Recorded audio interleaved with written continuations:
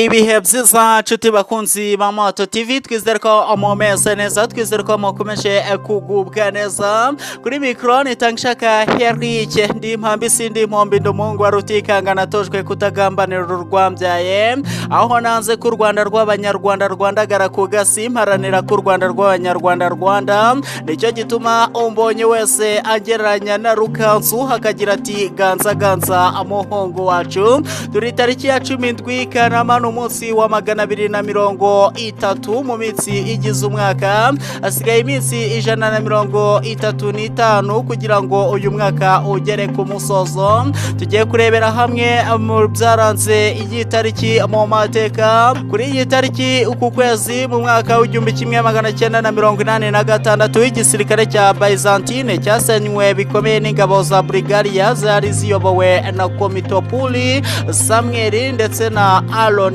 Kuri iyi tariki uku kwezi mu mwaka w'1943 mu ntambara ya kabiri y'isi yose, umutwe wa gisirikare wa Leta Zunze Ubumwe za Amerika uzwi cyane nka US 7 Army, abatari bake bazi nka United States Army Europe and 7th Army, wari uyobowe na General George Sampantoni washinze ibirindiro ahitwa Messina mu Butaliyani, hashyirwa imbaraga mu gukora itsinda ryari rigamije kurwanya abanazi rizwi nka Allied.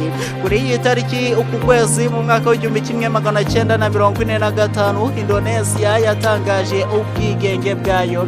Kuri iyi tariki kandi uku kwezi mu mwaka w'1960 Gabon yatangaje ubwigenge bwayo yibohora ubukoroni bw'Abafaransa. Niba ubyibuka neza, kuri iyi tariki uku kwezi mu mwaka w'1969 inkubi y'umuyaga udasanzwe wiswe Hurricane Kemili wibasiye bikomeye umugezi wa Mississippi, uhitana abantu 248 ndetse wangiza ibintu bifite agaciro kagera kuri miliyari 1.5 y'amadolari y'Amerika.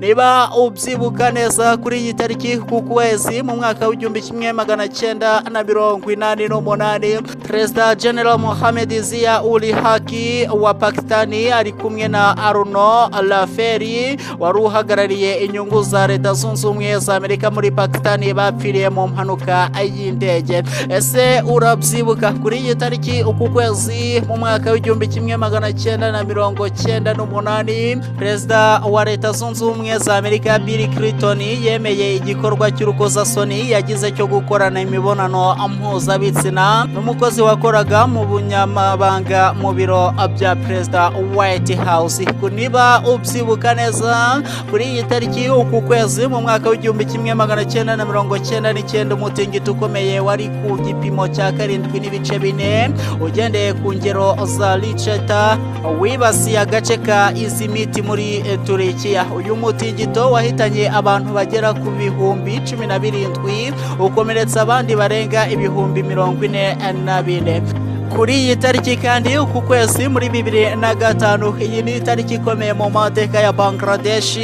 Abiyahuzi baturikije ibisasu 500 mu duce dutandukanye tugera kuri 300 mu ntara 63 muri 64 zigize iki gihugu.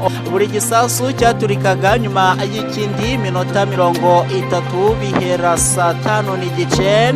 Kuri iyi tariki kandi uku kwezi muri 2008 Michael Phelps yabaye umuntu wa mbere watsindiye imidari 8 ya zahabu ku nshuro imwe y'imikino mpuzamahanga ngororangingo. Hari bamwe mu bavutse kuri iyi tariki nakubwira. Kuri iyi tariki uku kwezi mu mwaka w'1914 Franklin Delano Roosevelt Jr., umuhungu wa Perezida Franklin Delano Roosevelt, nibwo yavutse kuri iyi tariki. Kuri iyi tariki kandi uku kwezi mu mwaka w'1982 Cheerleader Melissa, umusifuzi wabigize umwuga wo muri Amerika, nibwo yavutse kuri iyi tariki. bamwe baravuka abandi bagapfa, bamwe bagapfa abandi bakavuka. Kuri iyi tariki y'ukwezi w'umwaka w'igihumbi kimwe magana cyenda na 88 Franklin Delano Roosevelt Jr. twari tumaze kumukomozaho ko yavutse kuri iyi tariki uku kwezi, ariko nta nibwo yatabarutse. Yari umuhungu wa perezida Franklin Delano Roosevelt. Kuri iyi tariki kandi ejo bundi muri 2010 Francisco Consiga wabaye perezida w'Ubutaliyani yari amaze gutabaruka. Ngayo nguko nibyo byaranze iyi tariki. Ese wowe iyi tariki irakwibutsa iki mu mateka? Wari kumwe nanjye Tangishaka Herice.